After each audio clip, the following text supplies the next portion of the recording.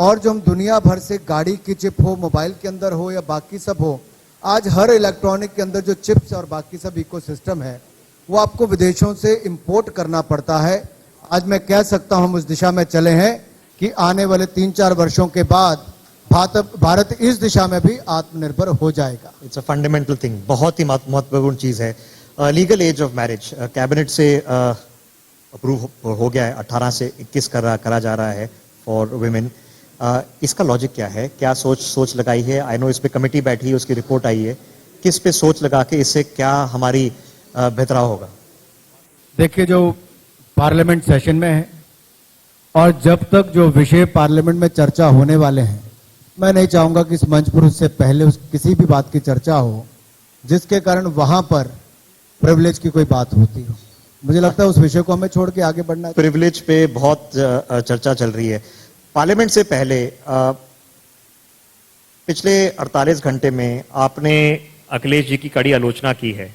उन्होंने जो अंतिम दिन का दिमाग करा था, उसके बाद उन्होंने जस्टिफाई भी कर रहा है कि देखिए मैं ऐसा नहीं बोलना चाह रहा था। इलेक्शन सीजन में ये मामूली है, अलाउड है पर्सनल बनना? क्या लाइन होती है? देखिए, जो लोग राम भक्तों पर गोली चलाते थे, आज वो राम मंदिर का भी विरोध करते हैं, काशी का विरोध भी करते हैं। काशी के ना राम के, अखिलेश हैं अपा जान के।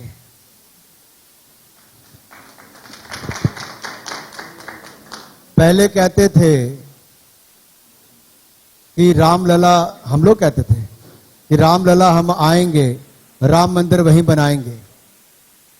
तो अखिलेश यादव जी कहते थे कि आप नारा तो लगाते हो रामलला हम आएंगे, राम मंदिर यहीं बनाएंगे, लेकिन तारीख कब बताओगे? तो हमने केवल तारीख नहीं बताई, भव्य राम मंदिर के निर्माण का काम भी शुरू किया। तो नरेंद्र मोदी जी के कर कमलों से शुरुआत हुई है और 250 वर्षों के बाद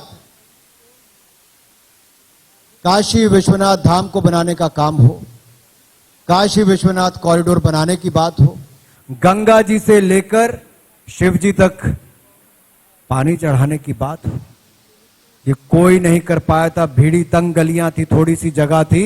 मात्र 5 वर्षों में एक भी मुकदमे के बिना भव्य काशी कॉरिडोर बनाने का काम किया। तो ये नरेंद्र मोदी जी ही कर सकते थे, करके दिखाया है।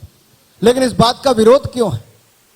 जब स्थानीय किसी व्यक्ति ने विरोध नहीं किया, लाखों घरों में दिए जलाए गए। इनके समय घर जलते थे, हमारे समय घाटों पर दिए जलते हैं, अंतर केवल इतना ही। लेकिन अनुराग जी, कार्य बात करेगा या नारेबाजी जरूरी होगी? आप भी तो नारेबाजी कर रहे हैं ना? नहीं, देखिए, नारेबाजी नहीं कर रहा, हमने जो कहा वो करके दिखाया। आप कहते थे आप घोषणा पत्र में राम मंदिर निर्माण की बात करते हैं, आज मैं कहना चाहता हूं 370-35 को खत्म करने का काम किया तो नरेंद्र मोदी जी की सरकार ने किया है। ट्रिपल तलाक से निजात दिलाने का काम किया तो नरेंद्र मोदी जी की सरकार ने किया है। राम मंदिर के निर्माण का काम शुरू किया तो नरेंद्र मोदी जी की सरकार ने किया।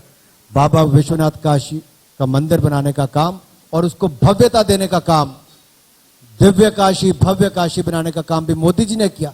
लेकिन केवल मंदिरों तक सीमित नहीं है, इसके आसपास का आधारभूत ढांचे की बात हो, सड़कों की निर्माण हो, पुल हो, फ्लाईओवर्स हो, रेलवे हो, या फिर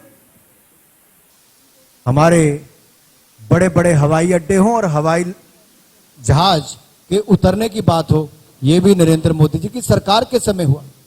घाट वही थे लेकिन चमकते नहीं थे, स्वच्छता अभियान के माध्यम से वो भी किया, घाटों पर दिए भी जलाए, तो दिव्य काशी के समय भव्यता लाने का काम भी किया।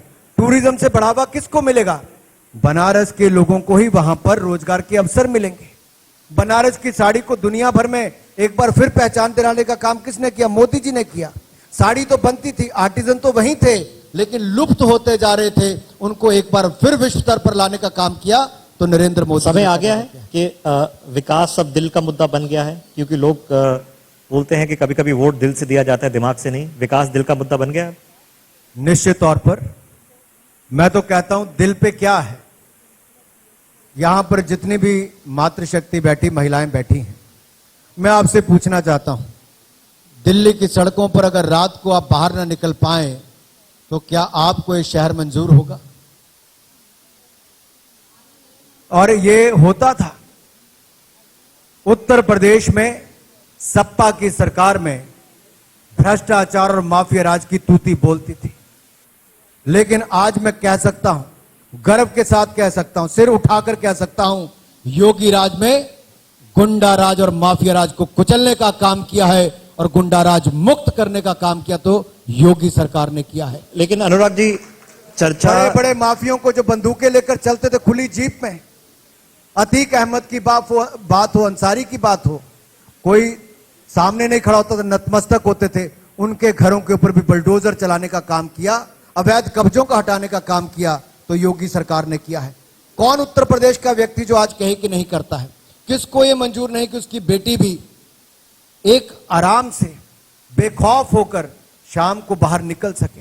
कौन व्यापारी ये नहीं चाहता कि उसकी दुकान 6 बजे की बजाय रात के 10 बजे तक चले? लेकिन पहले खौफ होता था कि गले में से पैसा निकालकर घर जाएंगे तो ना जाने किस गली में लुट जाएंगे। आज वो बेखौफ होकर रात के 11 बजे भी अपने घर वापस जा सकता है। लेकिन अनुराग जी, जो सारी ऑपोजिशन पार्टीज हैं, अखिलेश जी, यूपी में भी और संसद में भी, वो आपकी विकास के मुद्दे से तो आपको जुड़ ही नहीं रहे हैं। वो तो लखीमपुर की बात कर रहे हैं, वो तो बोल रहे हैं कि जी मिश्रा जी को इस्तीफा देना चाहिए।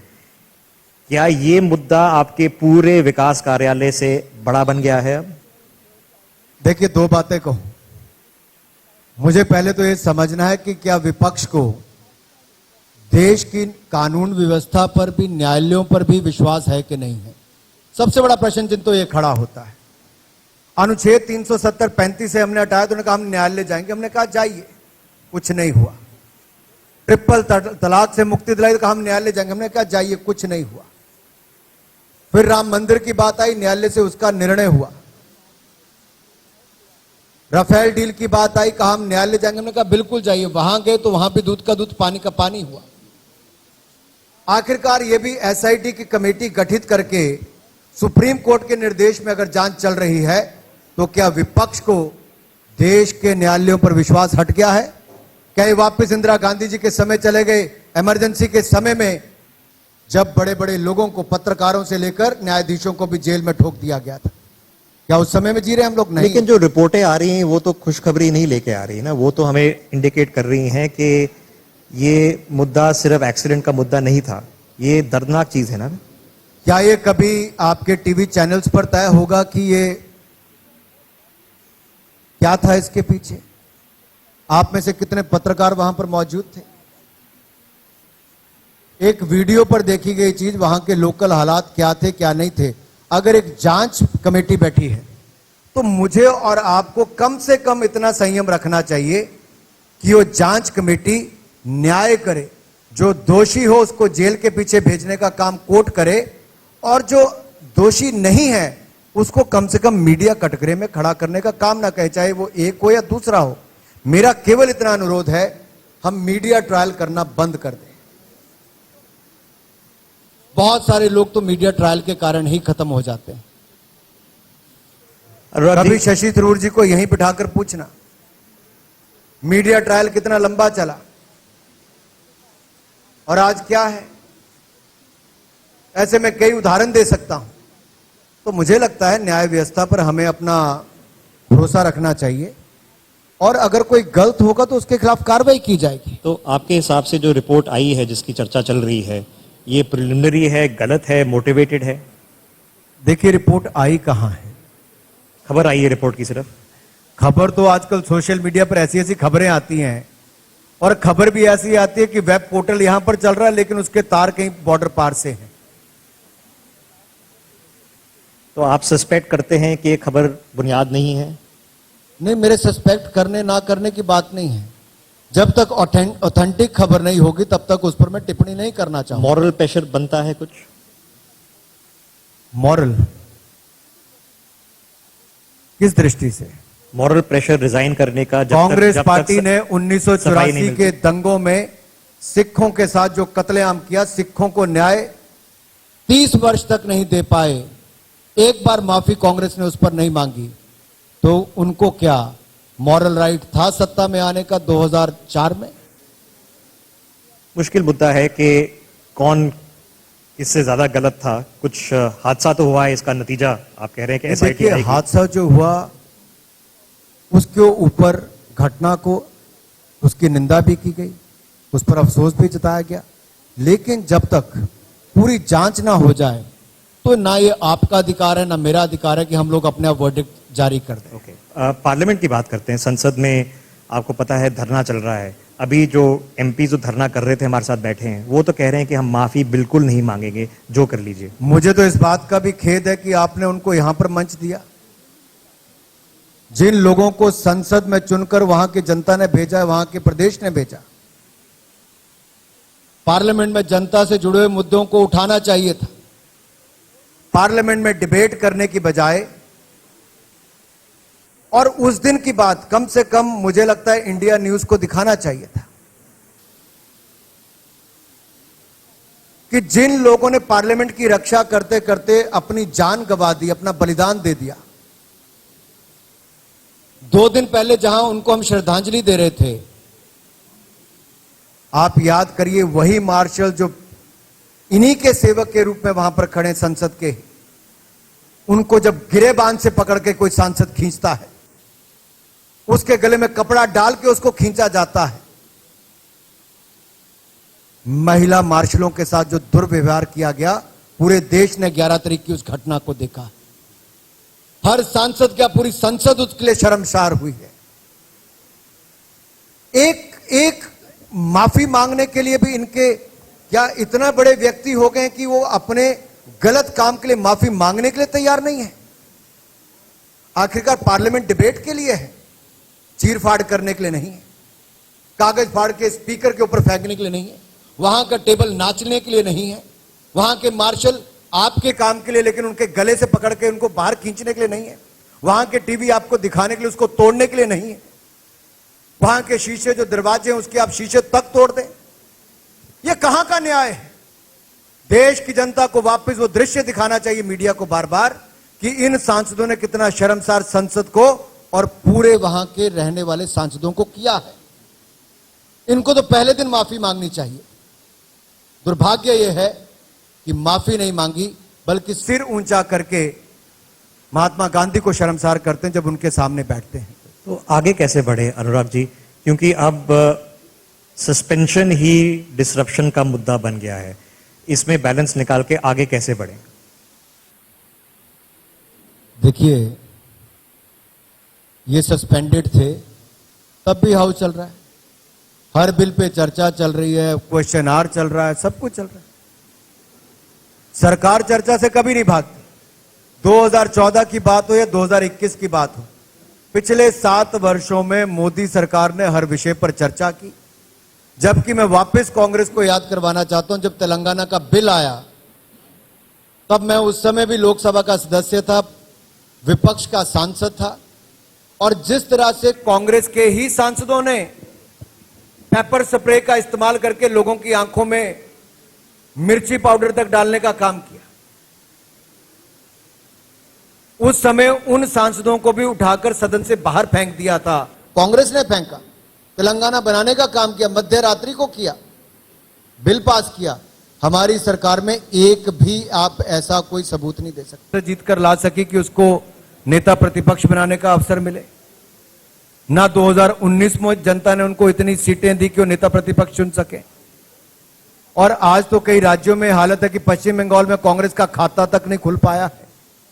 राहुल गांधी जी अमेठी छोड़कर जाते हैं, जहां हार जाते हैं, तो वायनाड के सांसद बनकर कहते हैं कि उत्तर भारतीयों को अकल नहीं है। जो भी उन्होंने कहा कि जिस तरह से उन्होंने एक संकेत देने का काम किया, तो जहां जिस राज्य ने आपको आपके परिवार की 4 पीढ़ियों को चुनकर भेजा, आपने उस तरह की टिप्पणी यहां पर कर दी। पार्लियामेंट आप आते नहीं हो, आते तो सिर्फ आकर चले जाते हो। तो देखिए, सीरियसनेस जो गंभीरता कांग्रेस में खत्म हुई और वरिष्ठ सांसदों को, वरिष्ठ नेताओं को कांग्रेस में दरनिकार किया गया, उसका खामियाजा कांग्रेस को आज भुगतना पड़ रहा है। लेकिन क्या इस बात से सहमति आप रखेंगे कि अखिलेश जी कह रहे हैं कि कांग्रेस तो 0 पहुंच जाएगी? देखिए, अखिलेश जी पिछले चुनाव में राहुल गांधी जी का हाथ पकड़ पकड़ कर ये नहीं कहते थे कि हम योगी को हराएंगे।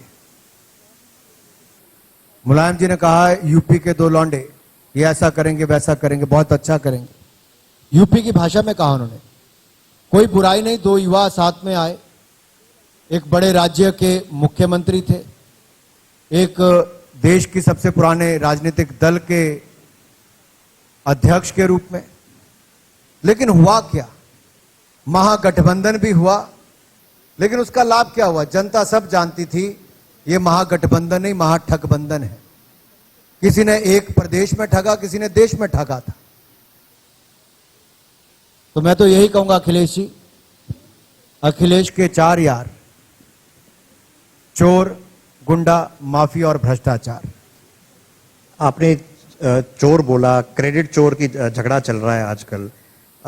जो यूपी में आंकड़े बढ़े हैं, जिसके बारे में बताया जा रहा है, जिसके बारे में आप भी चर्चा कर रहे थे, ये आंकड़े सिर्फ 5 साल की देन है या कोई लॉन्ग टर्म ट्रेंड की देन है? इसका क्रेडिट शेयरिंग होना चाहिए या क्रेडिट सिर्फ योगी सरकार को जाना चाहिए?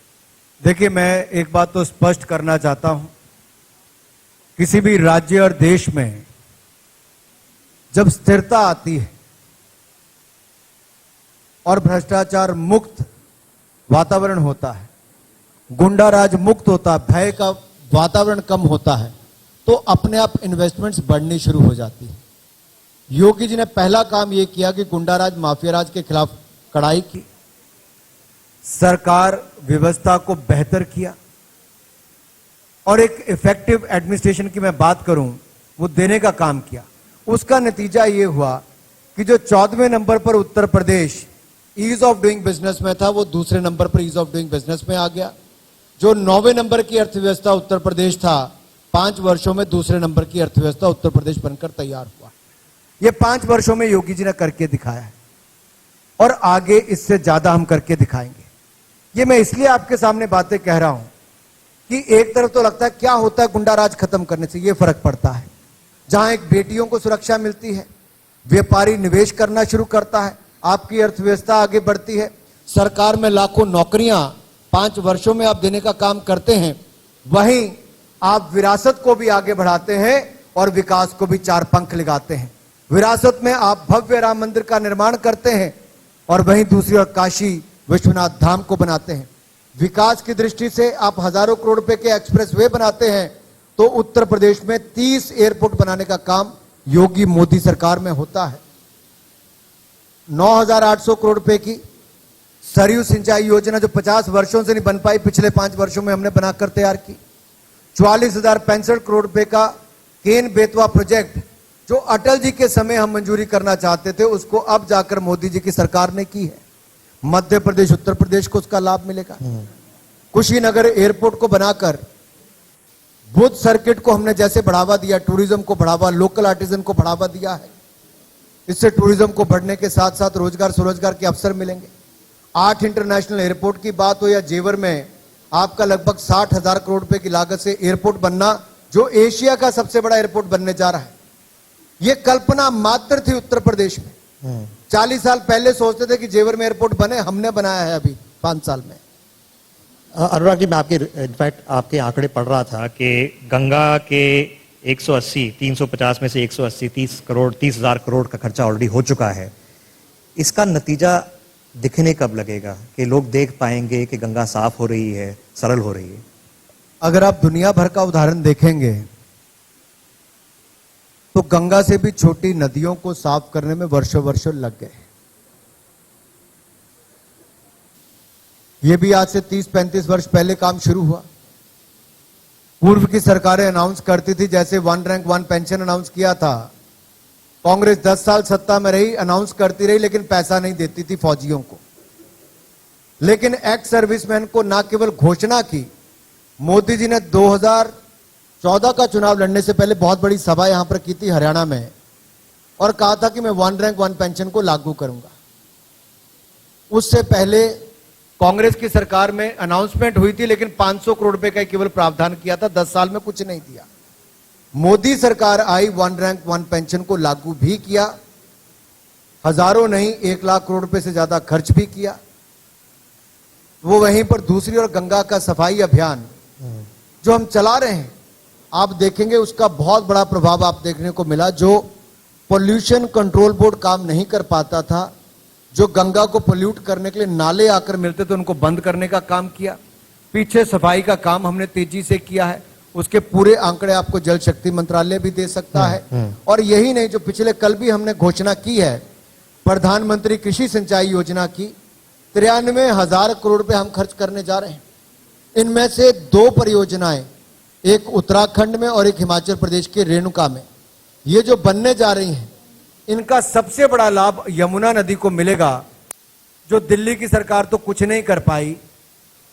केजरीवाल जी बड़ी बड़ी बातें करते रहे, लेकिन हर बार छठ पूजा के समय आपको यहां पर झाग दिखता है कि किस तरह से पॉल्यूशन है। वहीं इन 2 बांध बनने के कारण लाखों लोगों को पीने के पानी की व्यवस्था, हाइड्रो इलेक्ट्रिसिटी और इसके साथ साथ लाखों हेक्टेयर भूमि को सिंचाई का प्रावधान भी होगा। ये प्रधानमंत्री कृषि योजना के माध्यम से 2021-22 से 25-26 के कालखंड में पूरा हो जाएगा। अनुराग जी, समय कम है, 2 मुद्दे आपसे उठाना चाहता था।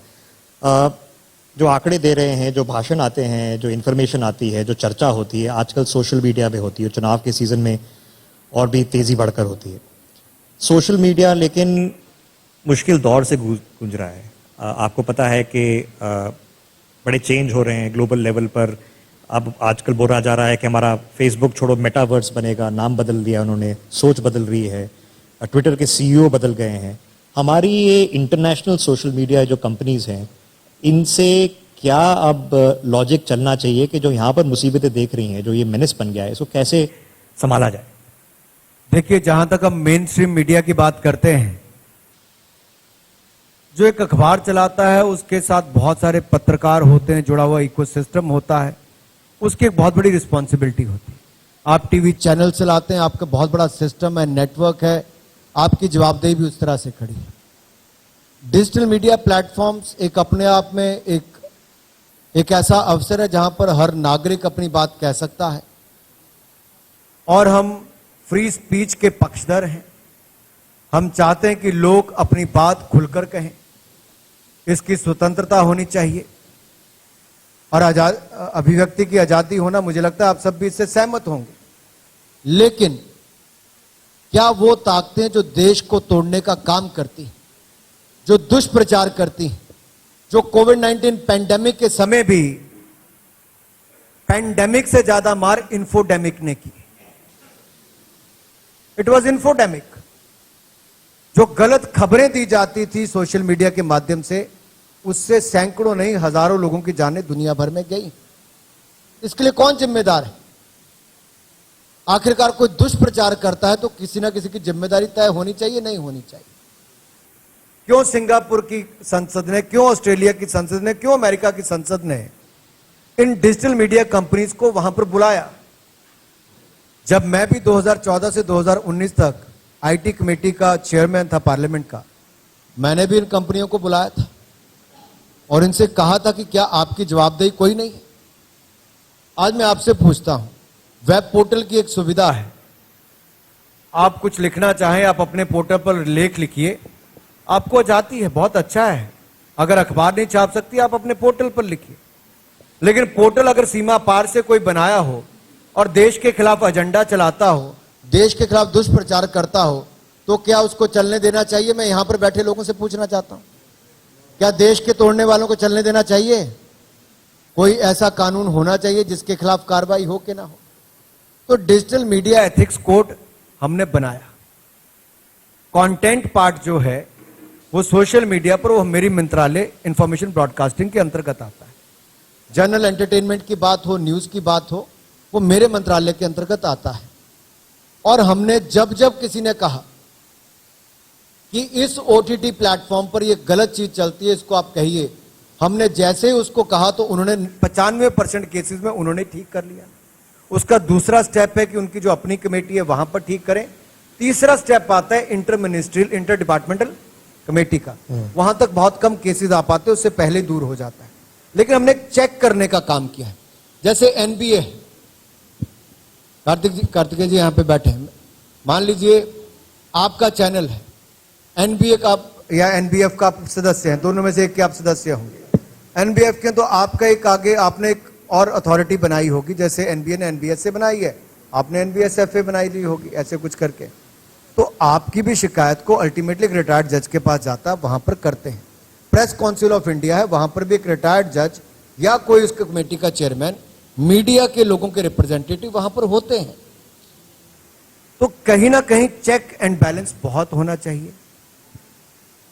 अभिव्यक्ति की आजादी का मैं पक्षधर हूं, लेकिन देश को तोड़ने वाली ताकतों को खुली तौर पे छोड़ना नहीं चाहिए।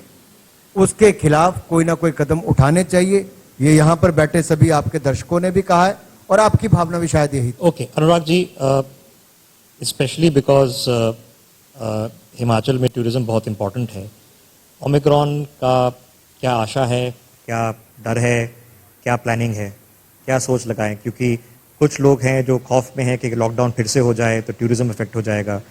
कुछ लोग कह रहे हैं कि हमें जो यूके में चल रहा है बड़े ढंग से देखना चाहिए। कहाँ कैसे कैसे देखें? ऋषभ जी, मैंने अभी कहा कि पेंडेमिक से ज्यादा मार इन्फोडेमिक की थी। ये जो दुष्प्रचार है, इससे बचना है। आखिरकार हम सबसे ज्यादा ज्ञाता वैज्ञानिक हैं, वो मेडिकल एक्सपर्ट्स हैं जो इसकी गहराई में जाकर देखते हैं, और सरकार लगातार उनसे संपर्क में रहती है। समय समय पर 24 मार्च 2020 को मोदी जी ने जैसे ही लॉकडाउन घोषित किया, उसके बाद हमने वैज्ञानिकों से बातचीत भी की। हमने इंतजार नहीं किया कि दुनिया का कोई दूसरा देश जाकर वैक्सीन बनाएगा तब हम बनाएंगे। हमारे देश के वैज्ञानिकों ने वैक्सीन बनाने का काम भी किया। यहां के मैन्युफैक्चरर्स ने एक नहीं 2 वैक्सीन बनाई, भारत ने 2 वैक्सीन बनाई भी, और 120 करोड़ लोगों को मुफ्त में वैक्सीन लगाने का काम भी किया। तो हिंदुस्तान ने करने का काम किया। ये बड़ी उपलब्धि भारत की है, इसके लिए मैं आप सबको बधाई देता हूं। और जो नहीं लगा पाए हैं वो भी जाकर जरूर लगवा लें, क्योंकि ये आपको बचाता भी है।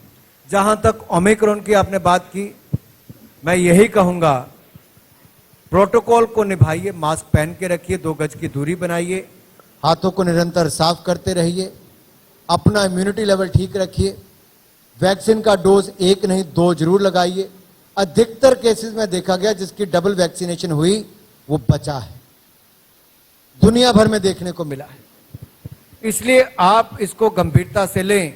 ऐसे बहुत सारे नेता इस देश में हैं, अखिलेश यादव जी उनमें से एक हैं, राहुल गांधी जी दूसरे हैं, जिन लोगों ने पेंडेमिक के टाइम पर भी गरीब जनता को गुमराह करने का काम किया। अभी तक देश को यह पता नहीं कि राहुल गांधी जी, प्रियंका गांधी जी और सोनिया गांधी जी ने वैक्सीन लगवाई भी कि नहीं लगवाई। अगर इंडिया न्यूज की इतनी पहुंच है तो मैं आपसे अनुरोध करता हूं, देश को बताइए कि वो अभी तक वैक्सीन लगवा पाए कि नहीं लगवा पाए। Vaccine passport time. चलिए जी अनुराग जी, हम और मैं इसलिए कहता हूं क्योंकि इन लोगों ने इतना भ्रम फैलाया। बेचारा जो गरीब गांव में बैठा था उसको मोदी जी को मन की बात के माध्यम से बताना पड़ता था, आप जैसे टीवी चैनल्स के माध्यम से बताना पड़ता था कि भाई मुफ्त में लगवा लो। भारत सरकार मुफ्त में लगवा कर दे रही। गरीब अनाज लेने तो आया जो मोदी सरकार ने 20 महीने तक, आप देखिए अगले मार्च को 24 महीने हो जाएंगे पेंडेमिक के, 20 महीने मुफ्त गेहूं चावल देने का काम किया पूरी दुनिया में। तो नरेंद्र मोदी जी ने 80 करोड़ लोगों को 20 महीने तक किया है। ये आज तक कभी नहीं हो पाया है, ये हमने किया है। लेकिन हम इसका कोई ढिंढोरा नहीं पीटते फिरते, किया है।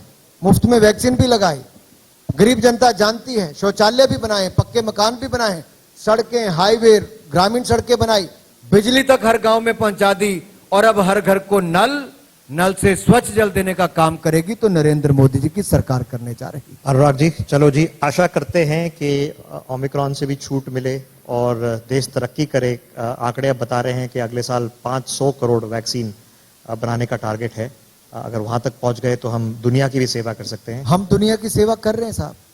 देश को तो वैक्सीन दी। दुनिया के 148 देशों को भारत ने वैक्सीन देने का काम किया है, और दुनिया भर में भारत की छवि भी इसके कारण बढ़ी है, क्योंकि पूरे विश्व को एक परिवार के रूप में मोदी जी ने माना। कई दुनिया के अलग अलग प्लेटफॉर्म्स पर कहा और उसको करके दिखाया है। आज हमें गर्व है कि देश की जनता ने हमें एक ऐसा प्रधानमंत्री चुनकर दिया है जो भारत का मान सम्मान पूरी दुनिया में बढ़ा रहा है। इसमें केवल मोदी जी का, भाजपा का मान सम्मान नहीं, पूरे भारत का मान सम्मान बढ़ रहा है मित्रों। इसके लिए मैं आप सबका बहुत बहुत धन्यवाद जी। करता हूं। अनुराग जी, चर्चा तो बहुत कर सकते हैं, स्पोर्ट्स पे तो आए नहीं, ओलंपिक्स अगली प्लानिंग क्या कर सकते हैं, कितने मेडल जीतेंगे, मेनी ब्रेक के थिंग्स टू बाद और कर डिस्कस। लेते हैं। और थैंक यू हमारे साथ यहाँ पर इंडिया न्यूज मंच पे एक आज जुड़ने के लिए। एक आखिरी सवाल शुक्रिया। ऋषभ जी अनुराग जी से हमारे मैनेजिंग डायरेक्टर इंडिया न्यूज के लेना चाहेंगे, राणा जी। अनुराग जी नमस्कार। उत्तर प्रदेश में मैंने कई बार देखा कि आप लगातार जो है वो अपनी मौजूदगी दर्ज कराते रहे हैं। आपने कहा कि हम यहाँ दंगल कराते हैं, पहले लोग यहाँ दंगा कराते थे। आपने ये भी कहा कि अखिलेश यादव बनारस में प्रधानमंत्री के बारे में जो कुछ भी कह गए वो उनके संस्कार का सवाल है, ऐसा नहीं होना चाहिए। एक बुनियादी सवाल जो चर्चा में होना चाहिए था, जिस पर मुझे लगा कि आपका जवाब बहुत सीधा होना चाहिए था, वो लखीमपुर है। लखीमपुर के मसले पर एसआईटी की रिपोर्ट है, आपकी लोकसभा में हंगामा है, आपके संसद के भीतर आपका विपक्ष लगातार है, नैतिकता का प्रश्न बीजेपी लगातार उठाती है और देश का जो भी अब जनमानस है जो बीजेपी के साथ है, बहुमत ने आपको वोट दिया सत्ता में लेकर के, तो लाजमी है कि नैतिकता के हवाले से, उसके तकाजे के हवाले से इस पर बीजेपी को अपनी एक साफ राय रखनी चाहिए कि हमको लखीमपुर के बारे में क्या कहना है, क्योंकि आप ही की एसआईटी, किसी और की नहीं है, संसद में भी आपकी सरकार है। मैं इसमें बड़ा स्पष्ट कर दूं, मुलायम सिंह यादव जी तो स्वयं कुश्ती करते रहे, राजनीतिक करें, अखाड़े में करें, इसका बिल्कुल कोई विरोध नहीं। और जिस समय अखिलेश जी ने प्रधानमंत्री जी के बारे में अपशब्द कहे या जो भी उनकी टिप्पणी थी, मैं शायद उसी समय मुलायम सिंह जी पार्लियामेंट में अकेले बैठे थे, मैं उनके पास जाकर बैठा था। एक वरिष्ठ सांसद है, देश के बड़े नेता हैं, मैं उनके पास जाकर बैठा था, उनका हालचाल पूछता हूं, जब भी बैठते मैं जाके पूछता हूं। आप पार्लियामेंट को जो कवर करते हैं उनसे पूछिए कभी भी। जहां एक और हम एक वरिष्ठ सांसद का सम्मान के रूप में मैं उनके पास किया, केंद्र का कैबिनेट मंत्री होने के नाते, क्यों बड़े नेता है, मैं उनके पास किया। लेकिन दूसरी ओर अखिलेश जी देश के प्रधानमंत्री के बारे में कहें 1 महीना, 2 महीना, 3 महीने के बाद, अंतिम समय में यहीं पर आना, ये कहां के संस्कार हैं भाई? देखिए, मैं इस बात पे दूसरा मैंने कहा था कि अखिलेश राज में दंगे होते हैं, हमारे राज में दंगल। मुलायम जी की पार्टी से आते दंगल तो उनको कराने चाहिए थे, लेकिन दंगे होते रहते थे। और एक नहीं, कई दंगे हुए, हमारे 5 साल में नहीं हुए। माफिया राज पर कड़ा प्रहार किया। लखीमपुर खीरी पर हमने पहले भी इस पर कहा, शायद आप उस समय मौजूद नहीं थे। ऋषभ जी ने बड़े एक बार नहीं 3 बार प्रश्न पूछा, और मैं फिर एक बार कह दूं, मुझे देश के सुप्रीम कोर्ट पर पूर्ण विश्वास है, उसकी बनाई गई कमेटी पर मुझे विश्वास है, आपको भी होना चाहिए।